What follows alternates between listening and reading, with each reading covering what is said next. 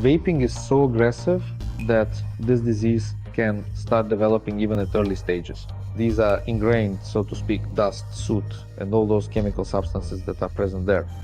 There is such thing called immunoglobulin A. As soon as we mix it with some kind of dust, it naturally stops working.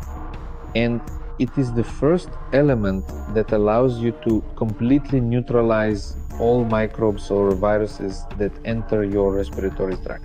By the most conservative estimates, smoking takes away 20 years of life. I can demonstrate this to you with a fairly simple example. Women live 20 to 30 years longer than men.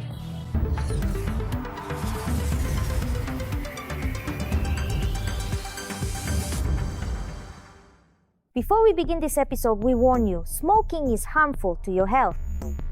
A noise in the lungs reminiscent of the sound of popping corn kernels. Rospotrebnatsor warns about the so-called popcorn lung disease, which develops in vape smokers. It got its unofficial name because it was first discovered in employees of a popcorn factory. The cause was diacetyl, a chemical responsible for the buttery flavor of popcorn. It's quite safe to eat, but inhaling it over a long period can be dangerous.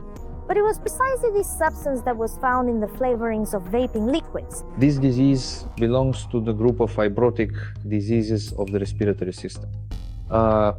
This is bronchiolitis, which leads to the bronchi becoming clogged with thick, viscous secretions and no longer functioning as they should.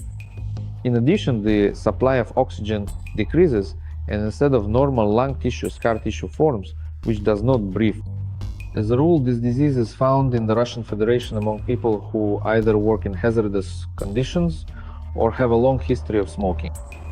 But vaping is so aggressive that this disease can develop even at early stages. These scars are visible on a CT scan. That is, we need to gradually remove them. But sometimes this is very difficult because these are ingrained, so to speak, dust, soot, and all those chemical substances that are present there. We haven't been familiar with vaping for very long. This is a problem that came to us just a little over 15 or 20 years ago. And of course, we don't have much experience accumulated with a large number of cases, but we do have quite a good amount of experience in combating smoking in general. In addition, there is a toxic effect on the respiratory system. And of course, this disease depends both on external factors such as vaping and on internal factors, a person's genetics, how much attention they pay to their health. It also depends on how much time, for example, they devote to physical activity. All these factors get tangled up together, and unfortunately, a person is then forced to suffer from this disease because as of today, we have no treatment for it. The less common ailments sound more like scare stories and don't really frighten vapors. But asthma, heart disease, and damage to the nervous system really do tarnish the image of smoking gadgets. Cough, shortness of breath, phlegm production, weakness, sweating, weight loss. So these are the kinds of symptoms that, of course, they're not unique to vaping. They can also be typical of some infectious diseases or something else. But it's the breathing disorders that specifically lead to these factors, to these symptoms. When does a smoker seek help? As a rule, they seek help when shortness of breath appears.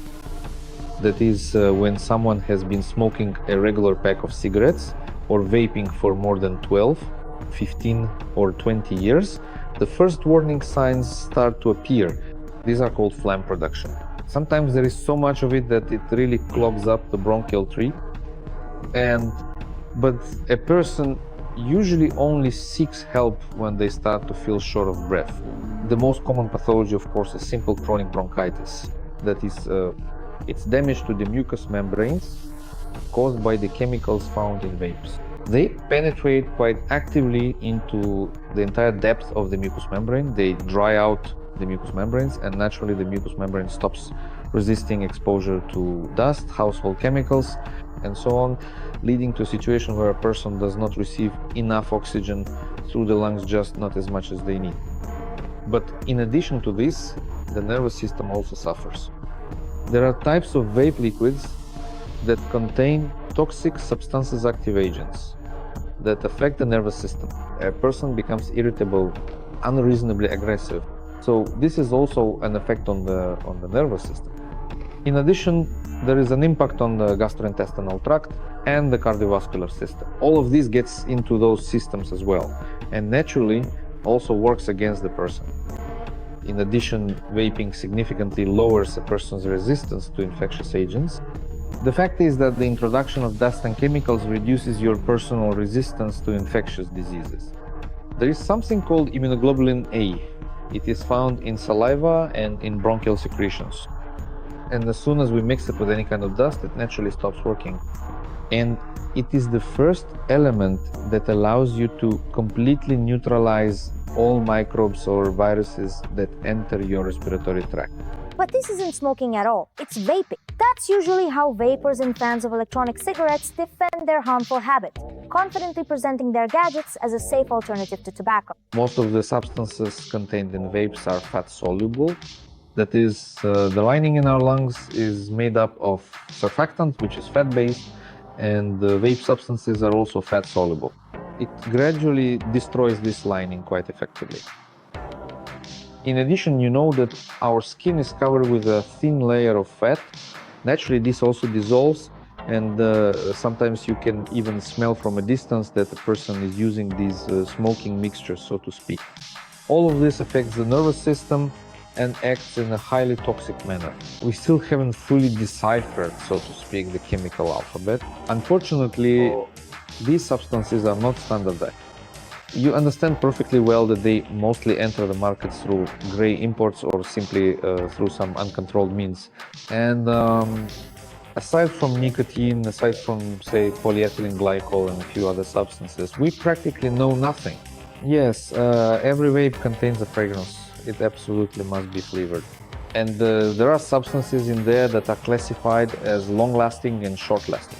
And naturally, when these substances interact with blood proteins or mucosal proteins, it all leads to a loss of our immunity, our natural defenses. Addiction to electronic cigarettes often develops faster than to regular ones. People practically never let go of their vapes. Hundreds of puffs throughout the day result in a continuous intake of nicotine into the body. Addiction, first and foremost, is caused by three components. The first is nicotine, which is present in the overwhelming majority of vapes. The second is purely our own reflex, the oral fixation and so on. In other words, people like to have something in their teeth, in their mouth. The third is the issue of psychological dependence. Everyone around me is smoking, so how can I be the odd one out? So it's clear that this isn't the best option, and it's especially noticeable in teenage group. The most experienced ones start, and then everyone else picks it up very quickly and easily. Unfortunately, we can't say that our adult population hasn't picked up on this trend as well. It is believed that when smoking, we can inhale up to 4,000 different chemical components. As for vaping, we don't even know the total number, we can't even guess, because the chemical industry is working too well for vape products these days. That is, the doses are very small, but exposure matters. How long it stays on the mucous membrane, how often the person vapes, how often they don't rinse after vaping, for example. Someone vapes and doesn't rinse their mouth. Naturally, it goes deeper, it penetrates further, but it causes those lesions that matter, a dose-dependent effect. In other words, the more of this substance or this type of exposure there is, naturally, the more serious the consequences become. In combating the effects of smoking, modern equipment is used, research laboratories, innovative methods, and even artificial intelligence is employed to interpret CT scans. Although it is criticized for lacking an individualized approach to patients, but the best option, experts note, is not to harm your health at all. By the most conservative estimates, smoking takes away 20 years of life. I can demonstrate this to you with a fairly simple example. Women live 20 to 30 years longer than men. And despite the fact that women here have started smoking more, these are, well, issues that relate to, let's say, male and female self-awareness. We have all the means necessary to monitor our health. There is CT scanning, there is spirometry, and basically all the laboratory methods that allow us to at least understand what is happening with a person's health. But if this is done in time, there is less work for the doctor. If it is done late, we have to spend a long and tedious time figuring out how to handle everything. And we can't always do everything. Each person decides for themselves whether they need this or not. 80% of health is determined by lifestyle and harmful influences. The fewer of these harmful influences there are, the longer and better our lives will be, and that's truly worth fighting for.